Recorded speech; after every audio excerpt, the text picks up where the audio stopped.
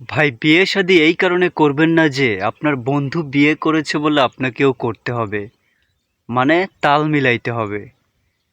ভাই বিয়ে শাদী এই কারণে কইরেন না যে সমাজ বলছে তোমাকে বিয়ে করতে হবে, এখন তাড়াতাড়ি বিয়ে করো। এই কারণে করবেন না। ভাই 30 বছর হয়ে গেছে বিয়ে করতেছেন না, মানুষ খোঁচাইতেছে, এই কারণেও বিয়ে করেন না। বিয়েটা একটা দায়িত্ব। আপনার আত্মা যখন বলবে যে এখন আপনার বিয়ে করার সময়, তখন আপনি বিয়েটা করবেন। যে আমি এখন এই মানুষটার সাথে ভালো থাকতে পারবো, তখন আপনি বিয়েটা করবেন।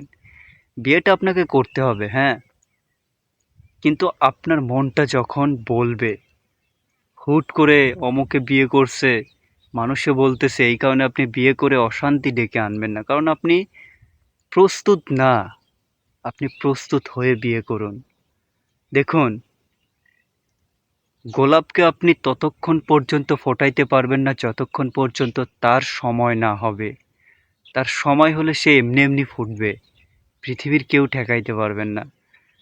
সূর্য আল্লাহর নির্দেশ ছাড়া কখনোই উঠবে না। সূর্যের যখন টাইম হবে ঠিক তখনই উঠবে। তাই বিয়েটাও তেমন। আপনার যখন মনটা বলবে, আত্মা বলবে এখন আমি প্রস্তুত, এখন আমাকে বিয়ে করতে হবে, তখন আপনি বিয়েটা করেন। বিয়েরও একটা ফুল আছে, সেই ফুলটা যখন ফুটবে তখন হবে। হবেই, কেউ ঠেকাইতে পারবেন না। ভাই বিয়ে শাদী একটা বিশাল দায়িত্ব। বিয়ে শাদী করলেন, ঝগড়া 2 দিন পর পর ঝগড়া লাগলো, ডিভোর্স হইলো, এইটা তো ঠিক না। যাই হোক, যার যার ইচ্ছা। আমার মনে হইলো এই কথাগুলো বলা উচিত, তাই বললাম। ভালো থাকুন, সুস্থ থাকুন। আসসালামু আলাইকুম।